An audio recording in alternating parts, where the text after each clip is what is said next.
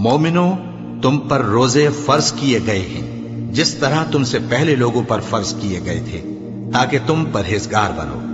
روزوں کے دن گنتی کے چند روز ہیں، تو جو شخص تم میں سے بیمار ہو یا سفر میں ہو تو دوسرے دنوں میں روزوں کا شمار پورا کر لے۔ اور جو لوگ روزہ رکھنے کی طاقت رکھیں لیکن رکھیں نہیں، وہ روزے کے بدلے محتاج کو کھانا کھلا دیں۔ اور جو کوئی اپنی مرضی سے زیادہ نیکی کرے تو اس کے حق میں زیادہ اچھا ہے، اور اگر سمجھو تو روزہ رکھنا ہی تمہارے حق میں بہتر ہے۔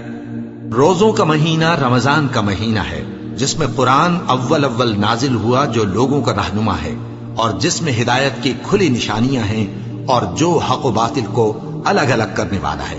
تو جو کوئی تم میں سے اس مہینے میں موجود ہو چاہیے کہ پورے مہینے کے روزے رکھے، اور جو بیمار ہو یا سفر میں ہو تو دوسرے دنوں میں روزے رکھ کر ان کا شمار پورا کر لے۔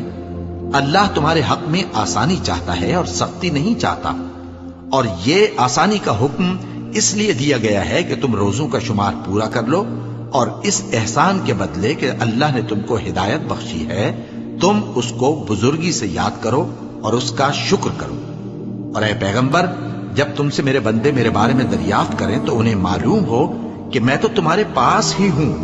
جب کوئی پکارنے والا مجھے پکارتا ہے تو میں اس کی دعا قبول کرتا ہوں۔ تو ان کو چاہیے کہ میرے حکموں کو مانیں اور مجھ پر ایمان رکھیں تاکہ نیک رستہ پائیں۔ روزوں کی راتوں میں تمہارے لیے اپنی عورتوں کے پاس جانا جائز کر دیا گیا ہے، وہ تمہاری پوشاک ہیں اور تم ان کی پوشاک ہو۔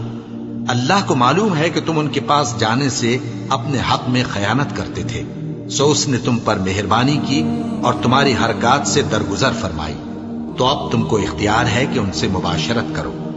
اور اللہ نے جو چیز تمہارے لیے لکھ رکھی ہے یعنی اولاد، اس کو اللہ سے طلب کرو اور کھاؤ اور پیو، یہاں تک کہ صبح کی سفید دھاری رات کی سیاہ دھاری سے الگ نظر آنے لگے۔ پھر روزہ رکھ کر رات تک پورا کرو، اور جب تم مسجدوں میں اعتکاف بیٹھتے ہو تو ان سے مباشرت نہ کرو، یہ اللہ کی حدیں ہیں، ان کے پاس نہ جانا۔ اسی طرح اللہ اپنی آیتیں لوگوں کے سمجھانے کے لیے کھول کھول کر بیان فرماتا ہے تاکہ وہ پرہیزگار بنے۔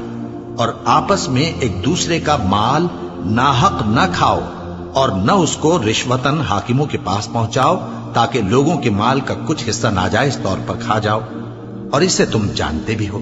اے پیغمبر، لوگ تم سے نئے چاند کے بارے میں دریافت کرتے ہیں کہ گھٹتا بڑھتا کیوں ہے۔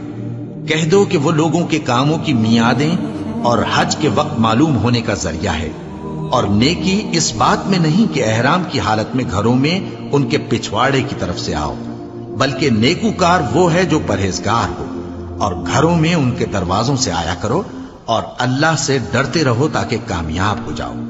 اور جو لوگ تم سے لڑتے ہیں تم بھی اللہ کی راہ میں ان سے لڑو، مگر زیادتی نہ کرنا، کہ اللہ زیادتی کرنے والوں کو دوست نہیں رکھتا۔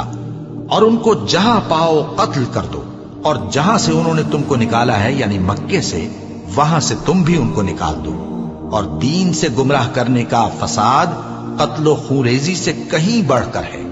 اور جب تک وہ تم سے مسجد حرام یعنی خانہ کعبہ کے پاس نہ لڑیں تم بھی وہاں ان سے نہ لڑنا۔